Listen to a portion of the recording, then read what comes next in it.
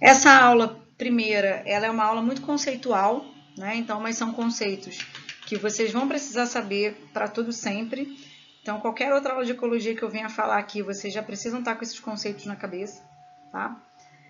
Bom, o primeiro conceito que a gente fala, né, quando a gente está falando aqui a ecologia, o estudo dessa interação, né, entre seres e meio, quem são esses seres, né? O que define indivíduos como sendo de uma mesma espécie? Então, são indivíduos que compartilham das mesmas características, que são muitas, né, físicas, fisiológicas, anatômicas, comportamentais e genéticas. Então, a gente tem características muito semelhantes de outros indivíduos da nossa mesma espécie. E, além disso, né, a gente também é capaz de reproduzir entre nós e gerar descendente fértil. Então, esse conceito é dividido em duas partes, né? Essa parte de compartilhar as mesmas características e a outra de ser capaz de reproduzir entre si e gerar descendente fértil. Quando a gente tem cruzamento de espécies diferentes, né, existe essa possibilidade, quando indivíduos são aparentados de alguma maneira, esses indivíduos geram os híbridos, né? Um animal, por exemplo, híbrido, é um indivíduo que é resultante do cruzamento entre duas espécies diferentes. E esse animal híbrido, ele não é fértil, tá? Então, o cruzamento da égua com o jumento, que são espécies diferentes, gera a mula ou o burro, que são inférteis, tá? Vários indivíduos da mesma espécie juntas formam uma população, tá? Então, a população nada mais é do que o conjunto de indivíduos de uma mesma espécie, né? Então, nós aqui que somos Homo sapiens sapiens, vários Homo sapiens sapiens juntos formam uma população. Várias populações diferentes juntas formam uma comunidade ou biocenose. Comunidade é o termo mais comum da gente visualizar por aí, tá? Então, se a gente estivesse em sala de aula e eu perguntasse para vocês, aqui na sala nós somos uma comunidade, né? Muitos dizem, não, a gente é uma população, só tem a gente aqui. Não, né? Teremos nós, seres humanos, teremos mosquitos, cupim, né? Piolho, sei lá, né? Indivíduos que a gente não vê exatamente, né? Então, existem seres macroscópicos, microscópicos, então a gente sempre faz parte de uma comunidade, ninguém está nunca sozinho num mesmo tipo de ambiente, tá? E o ecossistema, essa interação entre o meio vivo e o não vivo. Vocês vão entender já já o que é esse meio não vivo. A biosfera nada mais é do que o conjunto formado por todos os ecossistemas, né? Se a gente olhar aquele globo terrestre tradicional das aulas de geografia, por exemplo, né, que tem em muitas escolas, aquilo tudo ali é a nossa biosfera. A nossa biosfera nada mais é do que a Terra, né, do que o planeta em si. O habitat é o local onde as espécies se encontram, né? É o local físico de moradia, de residência dos indivíduos, né? O habitat das formigas é num formigueiro, né? O habitat dos peixes são nos lagos ou nos rios, né? Ou no mar. O habitat de determinados indivíduos é na savana africana, né? Por exemplo, né? De um leão. Então, é o local mesmo de residência de moradia dos indivíduos. E o nicho ecológico é o papel desempenhado por uma espécie no seu ecossistema. Trata-se do tipo e modo de alimentação, abrigo, reprodução, bem como sua influência no meio em que vive. Então, a gente costuma dizer que o nicho ecológico é o papel, é a função desse indivíduo no seu habitat. Então, por exemplo, eu posso dizer que o indivíduo, pássaros residem numa mesma árvore, tá? Só que eu tenho lá um pássaro que se alimenta de semente, eu tenho outra espécie que se alimenta de folha, eu tenho outra espécie que se alimenta de larva, tá? Então, qual é o habitat desses pássaros? A árvore, é a mesma, tá? É o mesmo habitat. Mas o nicho ecológico é diferente, porque cada um está se alimentando de uma coisa diferente, tá? Então, é o papel deles, né? Muitas das vezes está relacionado à alimentação, tá? Então, é comum, já caiu muitas vezes em questão de vestibular, um textinho que fala mais ou menos da vida de alguma espécie, né? Tal animal tem um hábito noturno, se alimenta de animais carnívoros, ele costuma se reproduzir em determinada época do ano. O que isso tudo significa? Isso tudo, essa historinha toda, está relacionada aqui com o conceito de nicho ecológico, que é o papel dele, né? Mostra o hábito dele naquela população ali, naquele habitat propriamente. O modo de alimentação, onde ele mora, qual é o tipo de época do ano que ele se reproduz, isso é nicho ecológico. Potencial biótico, né, a própria expressão faz uma referência, né, capacidade máxima de reprodução de uma espécie, né, o que acontece?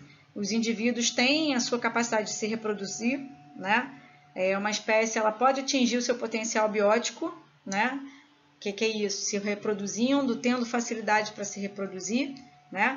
Agora, esses indivíduos, né, as espécies, elas não vão se reproduzir eternamente, né? Senão não teria mais espaço para ninguém na Terra. Então, mesmo que muitos indivíduos se reproduzam com uma certa facilidade, outros nem tanto, existe um limite, né? Então, o que vem contra esse potencial biótico?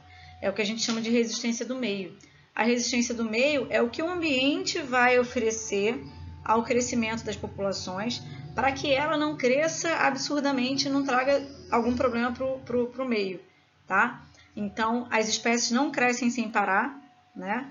E, ao mesmo tempo, tem alguma coisa que faz com que essas espécies tenham equilíbrio. Essa resistência do meio pode ser relacionada a fatores naturais, né?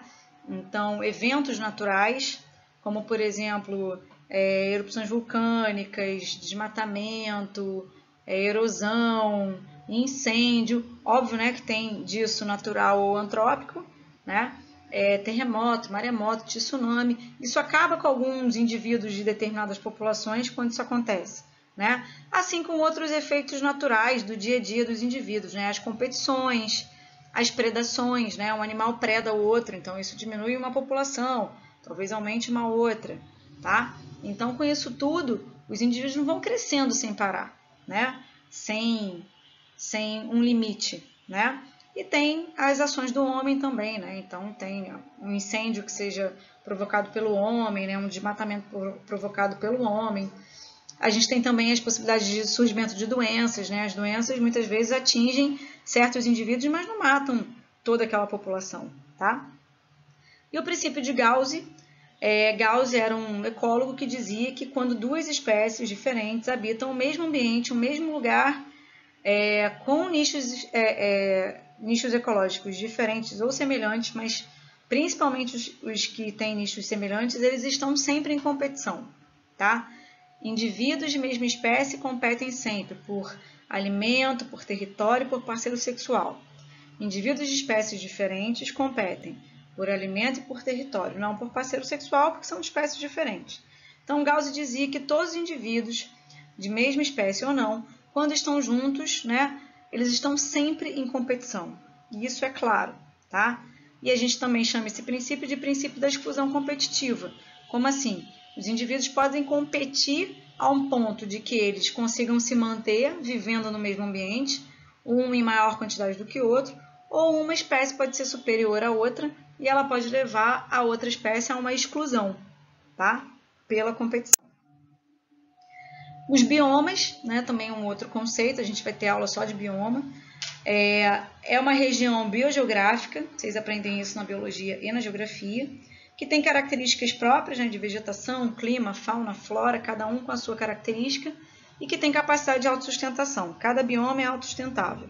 Ele se sustenta, ele não sustenta nenhum outro bioma, tá?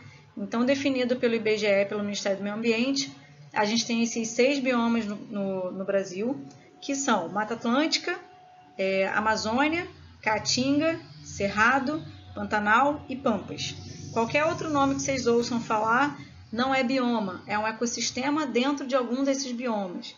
Por exemplo, praias arenosas, costões rochosos, mangues, né, manguezal, tudo isso, restinga, são ecossistemas dentro da Mata Atlântica, tá?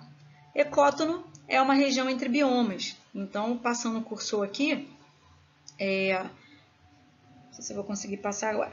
Vocês vão conseguir entender que cada ligação entre um bioma e outro é um ecótono. Então, aqui ó, eu tenho um ecótono que liga a Amazônia ao Cerrado. Aqui eu tenho um ecótono que liga o Cerrado à Caatinga, tá? Aqui eu tenho um ecótono que liga os Pampas à Mata Atlântica, tá? O que caracteriza um ecótono? É uma região que é que tem uma alta biodiversidade. Por quê? Porque ele abriga ali indivíduos que circulam nos dois biomas diferentes. A gente tem ainda os fatores bióticos e os abióticos. Tá? Os fatores bióticos são os próprios seres vivos em si, né? Que são autótrofos ou heterótrofos. Indivíduos autótrofos são aqueles produtores, né? Fotossintetizantes ou quimiosintetizantes, fazem fotossíntese e produzem a energia para toda uma cadeia. E os heterótrofos, que são os consumidores decompositores.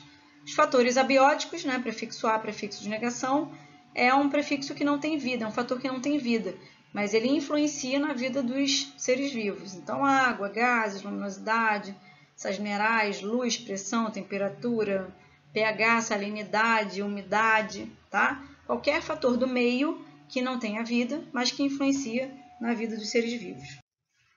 Bom, galera, a gente vai continuar onde a gente parou. Então, a gente continua nessa mesma dinâmica, que tem conceito, né, e que tem coisas interligadas, já que a ecologia está sempre interligada. E agora a gente vai falar um pouquinho de dinâmica de população. Quando a gente faz os estudos de dinâmica de população, né, existem muitos estudos desses nas áreas de ecologia. Quando a gente pensa no estudo de dinâmica, a gente está falando de como a gente entende o aumento e diminuição, né, do número de indivíduos numa população que seja natural, né, que esteja no ambiente natural, principalmente, tá? Então, a gente vai ter aí fatores que podem ocasionar um acréscimo, né, nas populações e fatores que podem causar decréscimo, né, diminuição. Fatores que causam um acréscimo, né, um aumento nas populações, taxa de natalidade, que nada mais é do que quantos indivíduos nascem nessa população. E taxa de imigração, quantos indivíduos entram, né, e se associam a essa população. Fatores que causam decréscimo, né, diminuição, né, do número de indivíduos, taxa de mortalidade, quantos indivíduos morrem nessa população, e taxa de emigração, quantos indivíduos saem daquela população e migram para outras populações. Então, cuidado para não confundirem imigração com emigração. Bom, e aí a gente define aí essas pequenas estruturas que vão definir se a população está em crescimento, está em declínio ou está em equilíbrio. Então, a gente costuma dizer que uma população está em crescimento quando as taxas de natalidade e de imigração são maiores que as taxas de mortalidade e emigração. Quer dizer, nasce e entram mais indivíduos, né, numa população do que morrem e emigram. Uma população está em declínio quando as taxas de natalidade e imigração são menores que as taxas de mortalidade e imigração. E a população está em equilíbrio quando natalidade e imigração estão equivalentes, equiparadas à mortalidade e imigração. Esse slide é meio que para complementar, né, o anterior, né, a gente falou um pouquinho, os anteriores, na verdade, a gente falou um pouquinho de potencial biótico e resistência do meio, né, então o potencial biótico é algo favorável ao crescimento das populações, né, e a resistência do meio, a resistência ambiental é algo desfavorável. Nesse meio de caminho aí, a gente tem alterações, né, de clima, de espaço, de alimento, as relações ecológicas que podem causar alterações nessa dinâmica dessas duas expressões diferentes.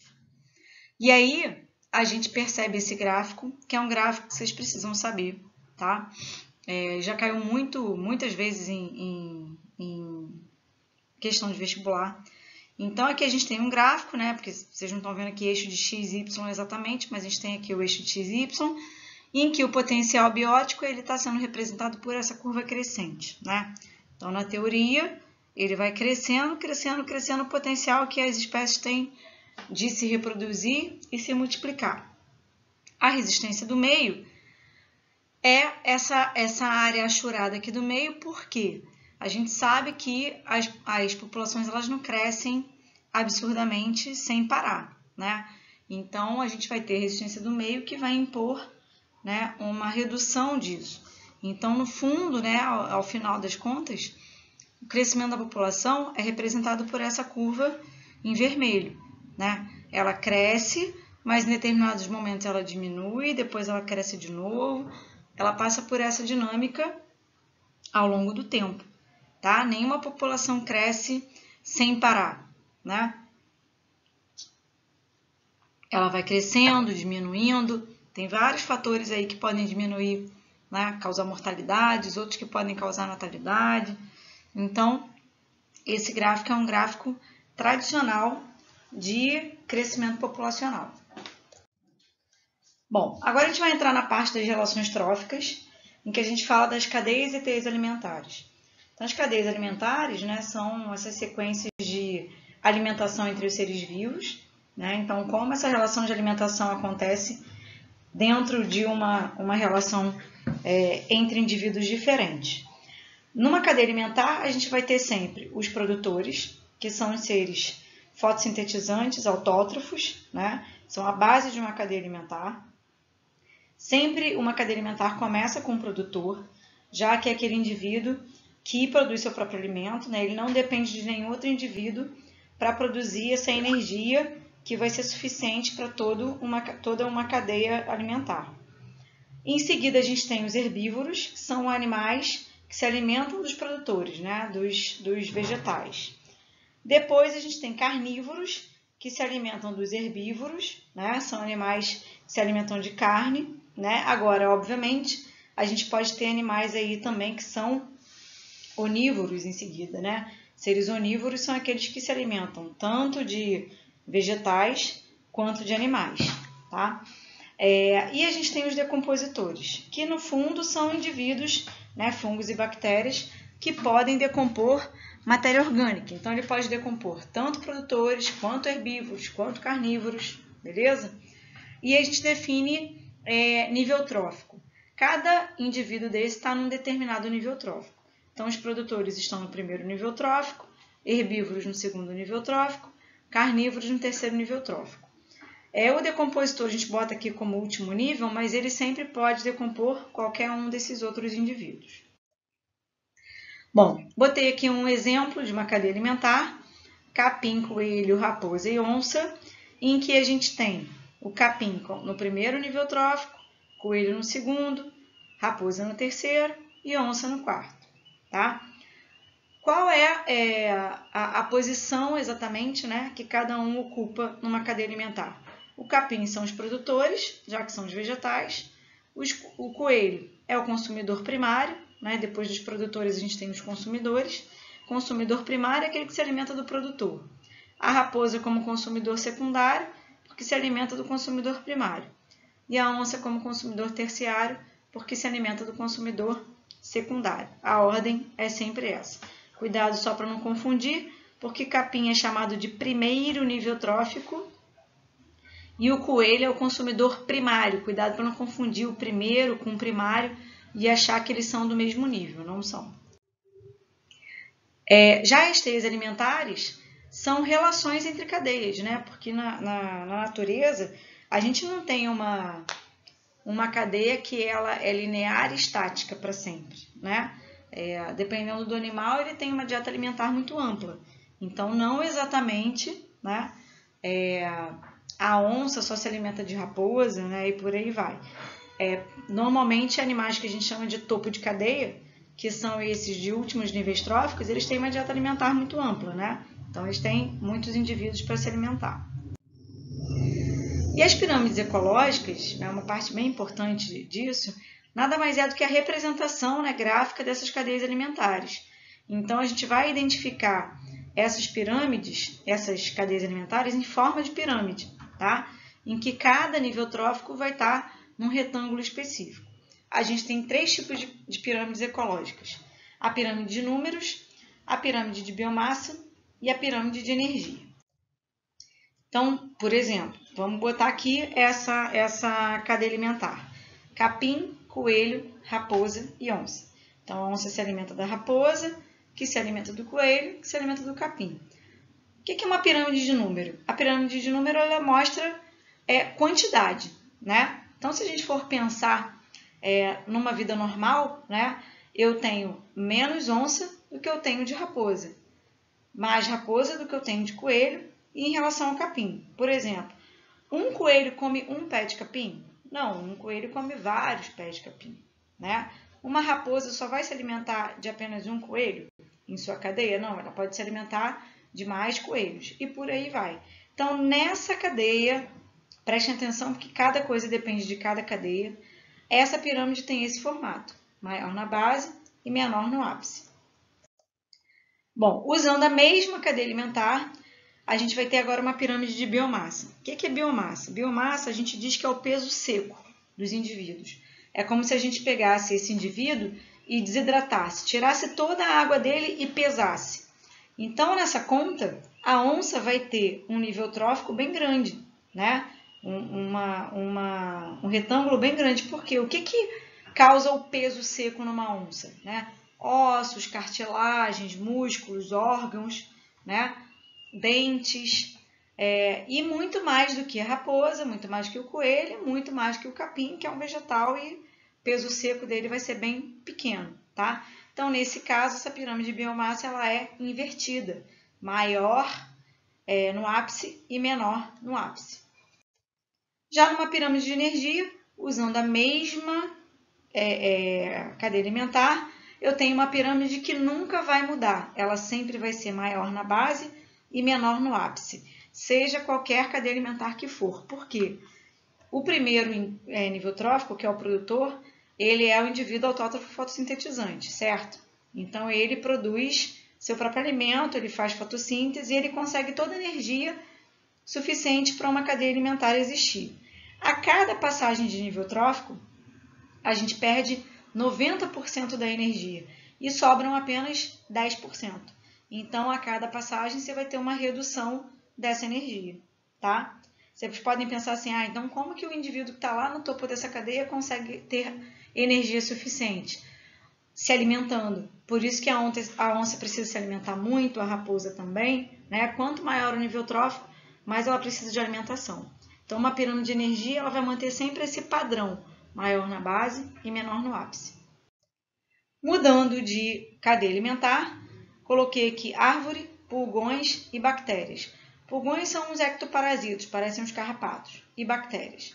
Numa pirâmide de número, eu vou ter mais bactérias do que pulgões e mais pulgões do que árvore, né? Eu posso ter uma árvore, é número, né? Uma árvore.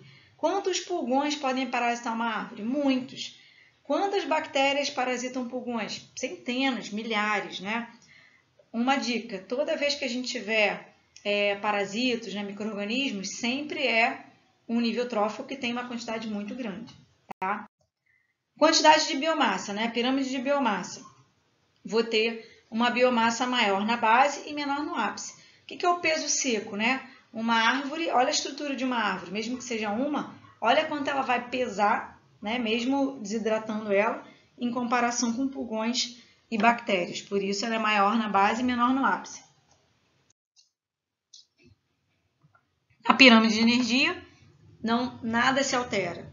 A pirâmide de energia é sempre na mesma sequência. Maior na base, menor no ápice, nada muda. Tá? Uma outra cadeia alimentar, árvore, lagartas e aves. Olha como a pirâmide de número ela pode ser versátil, né? Eu tenho aqui uma base de árvore, eu tenho mais lagartas numa árvore do que eu tenho de quantidade de árvore, óbvio, né? Uma mesma árvore pode ter muitas lagartas sobre ela, e eu tenho algumas aves, mas menos quantidade do que lagartas. Mas pensem que o último nível trófico, o pequeno, e o menor, né, o primeiro, elas têm um nível muito parecido, tá? Então, na verdade, tudo depende de que cadeia alimentar a gente está falando, tá? Então, nesse caso, uma pirâmide de número ela tem esse formato, ela pode ser totalmente diferente em termos de tamanho, de nível trófico, no início, na base, no meio, no topo da cadeia, tanto faz. Pirâmide de biomassa, apesar de ave, né, ter ossos, né, mesmo pneumáticos, né, que não pesam tanto, né, a biomassa vai ser menor do que a árvore, porque a gente está pegando uma árvore, né, normalmente uma árvore de grande porte, em que a gente tem lagartas que podem parasitar ela e aves, tá?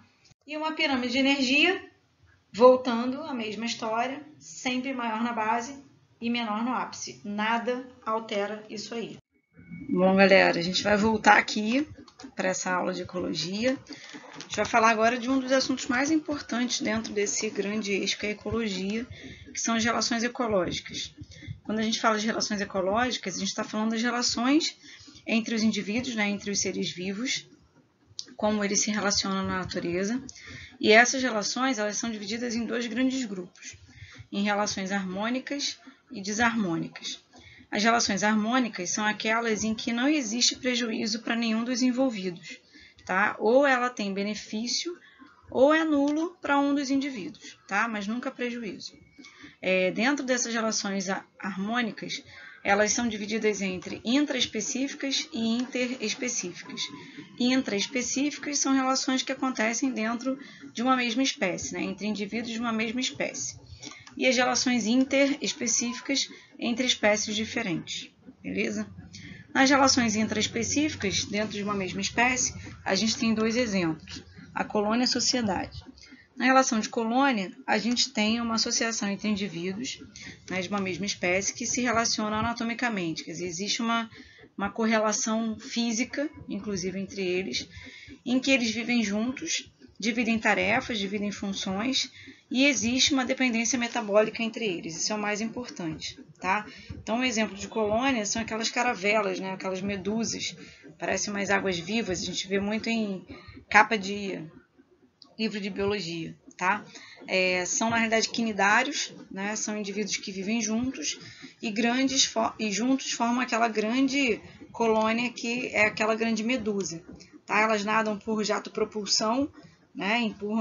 Absorvem a água e depois empurram e vão nadando juntamente. Aquilo ali não é um indivíduo só, são vários quinidários que juntos formam aquela estrutura. Então, um faz uma função digestiva, outra reprodutiva, outra de locomoção. Só que se um desses indivíduos morrer, a colônia inteira morre, tá? Então existe uma relação de dependência entre eles. A gente costuma dizer que isso é uma relação mais, porque é positiva para ambos os indivíduos que estão ali fazendo parte daquilo. Já a relação de sociedade também é uma relação entre indivíduos de uma mesma espécie, né, do mesmo grupo, só que a diferença é que não existe dependência metabólica.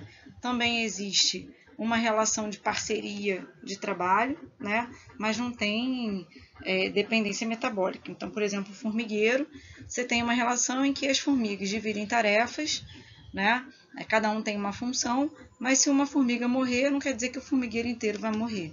Tá? Isso também acontece com abelhas, cupins, né? Então, as abelhas, por exemplo, você tem a rainha, o zangão, as operárias, cada um tem uma função, tá? Mas não existe dependência metabólica.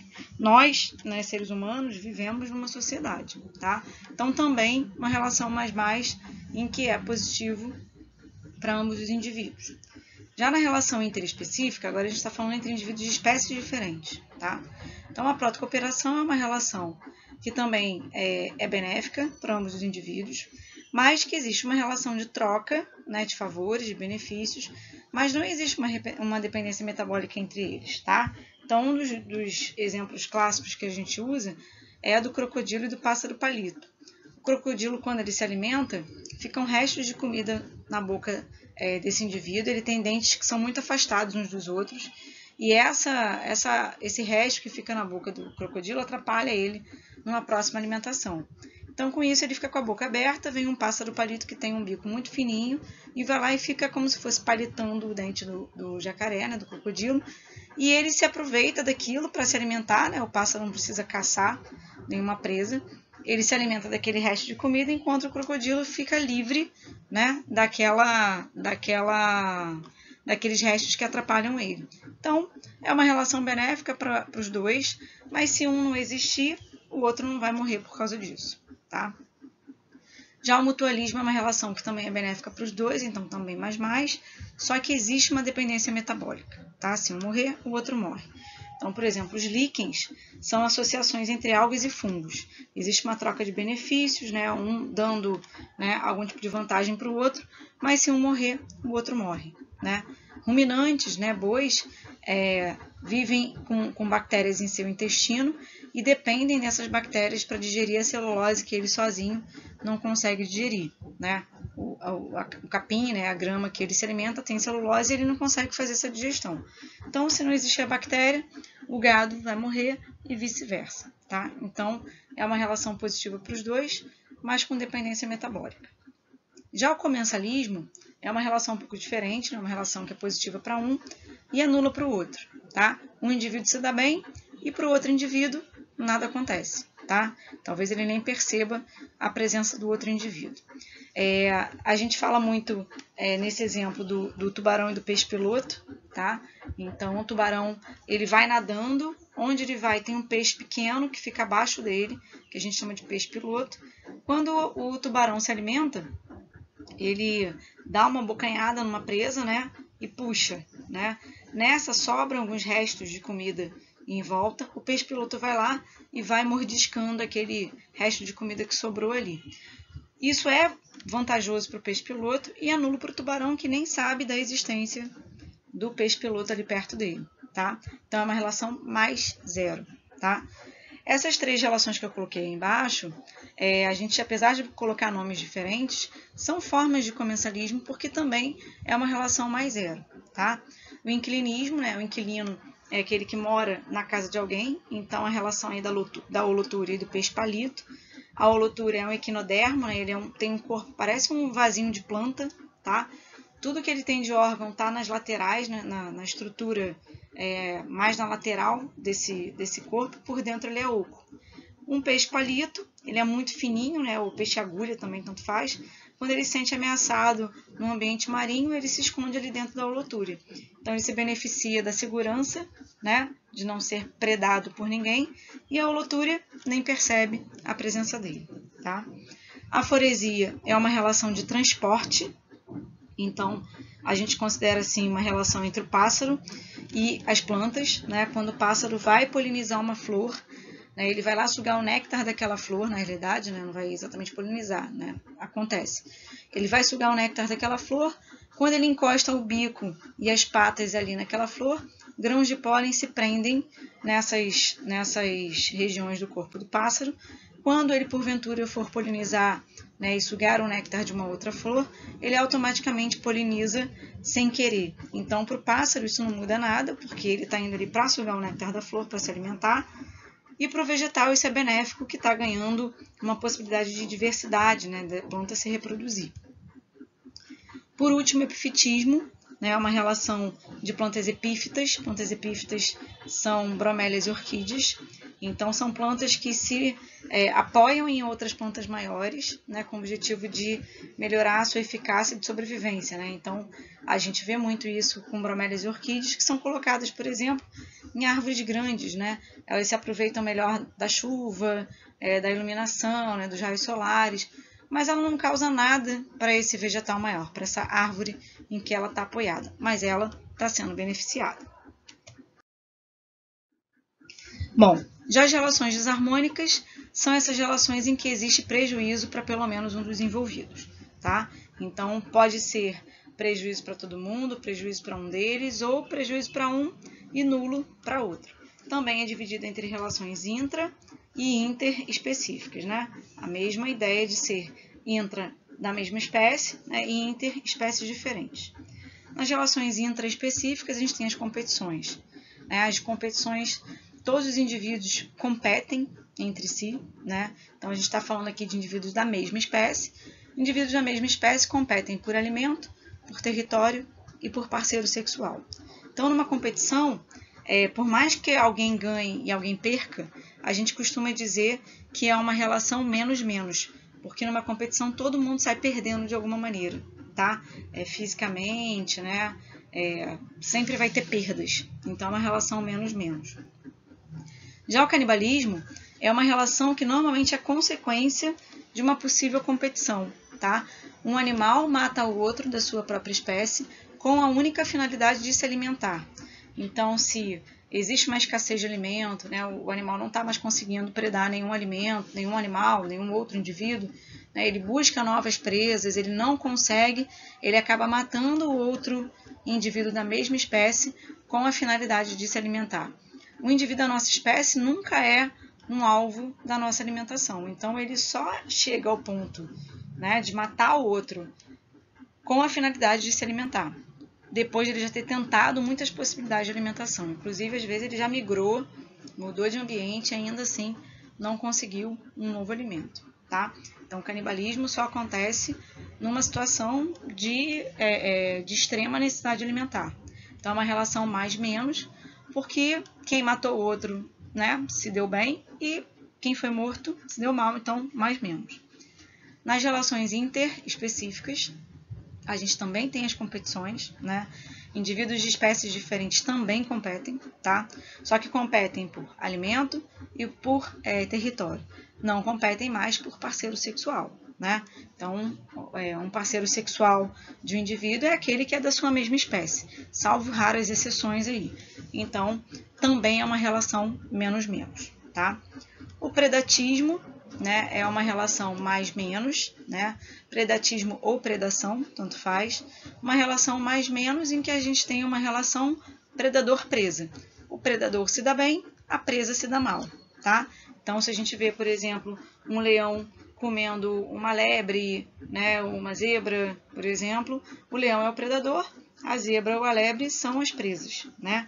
A gente costuma dizer que uma relação de predatismo, o predador equilibra o número de presas e vice-versa, tá? Por que isso? Se o predador sempre conseguir se alimentar dessa única presa, uma hora não tem mais presa, né? Então, em algumas situações, a lebre, por exemplo, é um animal que é muito ágil. Então, muitas vezes ele consegue escapar de um leão, por exemplo, tá? Então, ele se esconde. E nessa, a gente pode identificar uma redução, né, na eficácia do leão, que ele precisa buscar um outro alimento. Enquanto isso, a lebre escondida, ela se reproduz. Então, ela produz novos indivíduos.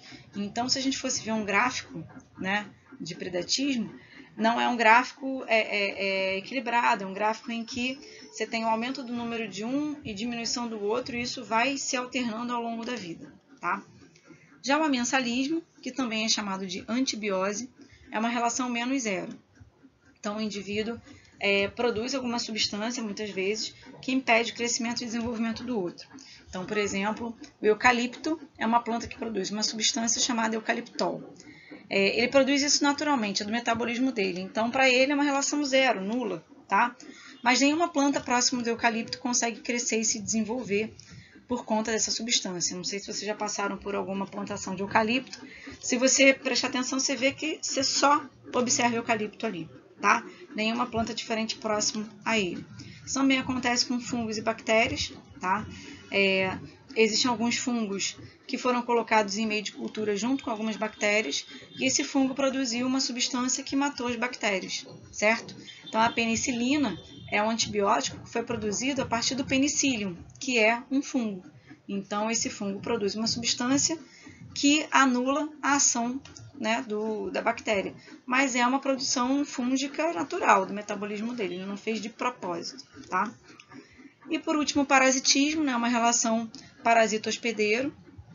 Todo parasito, né, está se aproveitando do hospedeiro como uma forma de se alimentar, uma forma de moradia, um local de reprodução, né? Então a gente entra aí com os endoparasitos, né, que parasitam o nosso corpo internamente, vírus, bactérias, fungos, protozoários, vermes, né, os eumintos, e a gente tem os ectoparasitas que nos parasitam externamente, carrapatos, pulgas, piolhos, tá?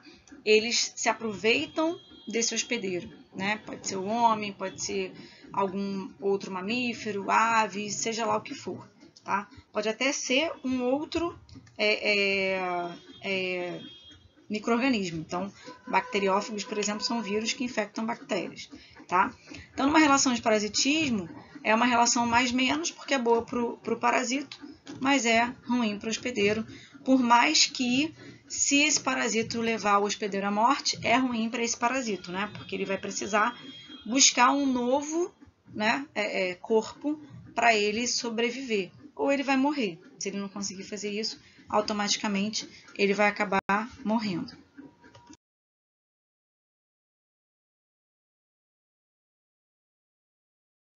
Bora, galera, para a última aula desse grande combo de ecologia. Então, essa última aula é a aula de sucessão ecológica. A própria expressão, né, dá uma noção bem real assim, do que isso significa.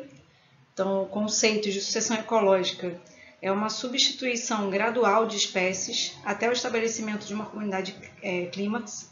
Então, nesse processo, a gente vai imaginar uma área não habitada e que ela vai sendo habitada aos poucos, e esse processo vai crescendo e aumentando ao longo do tempo, até a gente chegar num clímax, num ambiente equilibrado, né, bem diferente do ambiente inicial. Então, essa sucessão ecológica é essa substituição, né, essa habitação sucessiva de espécies, até a gente chegar no momento de grande biodiversidade, de alta biodiversidade. Um processo de sucessão ecológica, ela acontece de duas maneiras diferentes, a gente tem duas formas de sucessão, mas independente da forma, ela passa por três tempos, três momentos diferentes, tá? O primeiro momento é o momento que a gente chama de ecese. A ecese é o primeiro momento onde a gente vai ter o surgimento das espécies pioneiras, né? De uma espécie pioneira. Quem é essa espécie pioneira? É uma espécie que chega em primeiro lugar nessa região. Então, considerando que é uma região que ela não estava habitada, né? É uma região que não tem grandes recursos, né? Então, a gente precisa que seja uma espécie pouco exigente, tá? Que consiga sobreviver com poucos recursos. Então, essa espécie pioneira costuma ser os líquens, né? Lembrando que líquens são associações entre algas e fungos. Então, nessa associação, algas e fungos trocam vantagens entre eles, e quando a gente tem essa habitação pelos líquens, isso começa a trazer benefícios para esse ambiente, né? Que a gente começa a ter mais oxigênio, a gente consegue ter mais trocas entre indivíduos, né? O ambiente muda, o solo muda, né? Então, a gente começa a ter várias possibilidades de ser um ambiente mais habitável, tá? E aí, ao longo do tempo, outros indivíduos vão chegando, né, nesse ambiente a partir da presença do líquen, e aí a gente chega no momento chamado de série, tá? Ou comunidade seral, que é onde a gente tem o surgimento de novas espécies, já um pouco mais exigentes. Então, começa a surgir ali pequenos vegetais, então musgos, gramíneas, pequenas ervas, pequenos animais também, pouco exigentes, que não dependem de um espaço, né, tão bem elaborado. E aí, esse processo vai aumentando, por isso que o nome disso é sucessão, né?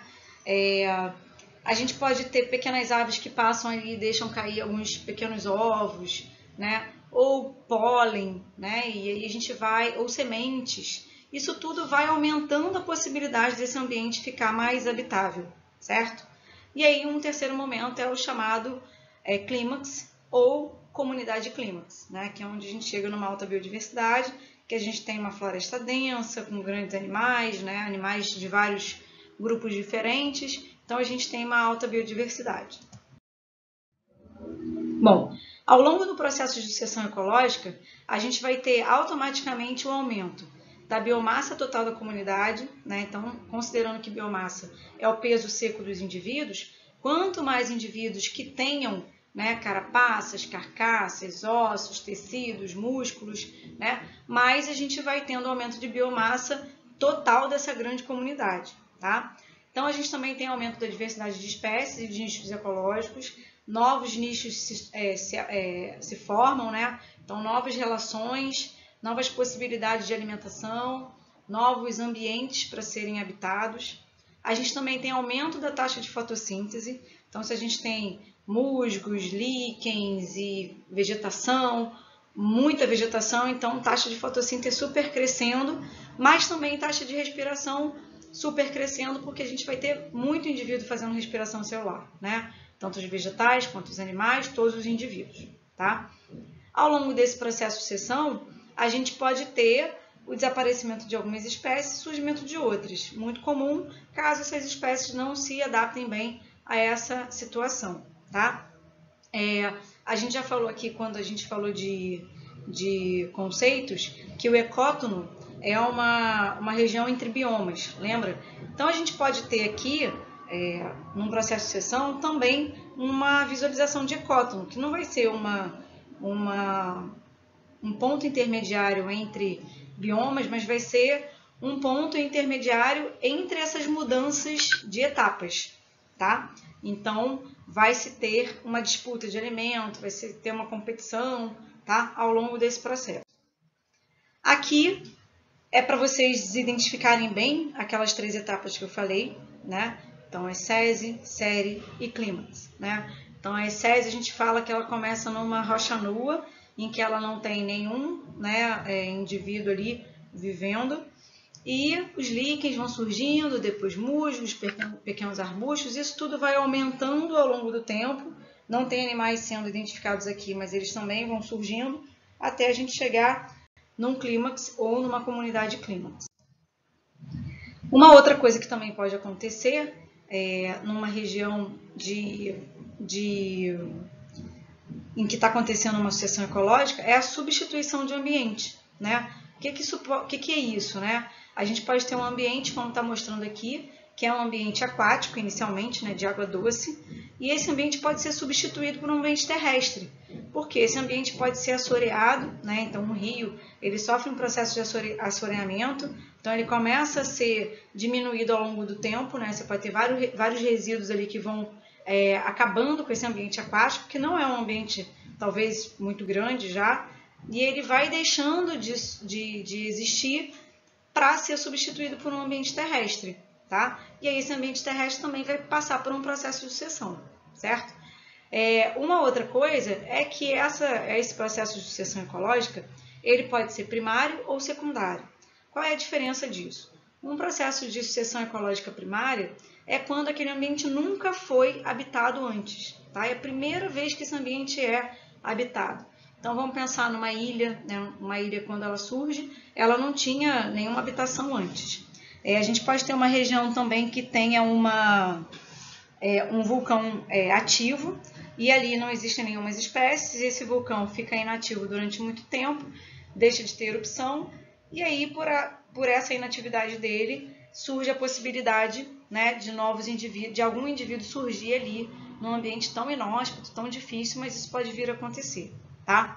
Já no processo de sucessão secundária, ela acontece quando esse ambiente já foi habitado, mas por algum motivo ele foi devastado, né? Pode ser um processo natural ou antrópico, né? Natural pode ter sido um processo natural, um tsunami, um maremoto, um ciclone, né? Qualquer tipo de evento natural assim, um incêndio, ou um incidente antrópico, né? Causado pelo homem. Também um incêndio, né? Que pode ser assim, um desmatamento, né? Uma queimada, qualquer outra coisa, né? Um derramamento de petróleo no mar.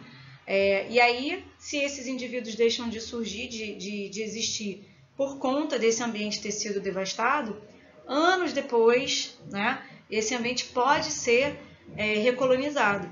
Então, se a gente tem esse processo, novamente, isso é um processo de sucessão ecológico secundário, tá? Então, só para vocês ficarem ligados, toda vez que se fala numa questão sobre um ambiente com vulcão, a gente considera isso como uma sucessão primária, a não ser que a questão diga que esse ambiente já foi colonizado antes, o vulcão entrou em erupção, parou de ter atividade, depois voltou a ter, tá? Aí sim é uma sucessão secundária, tá?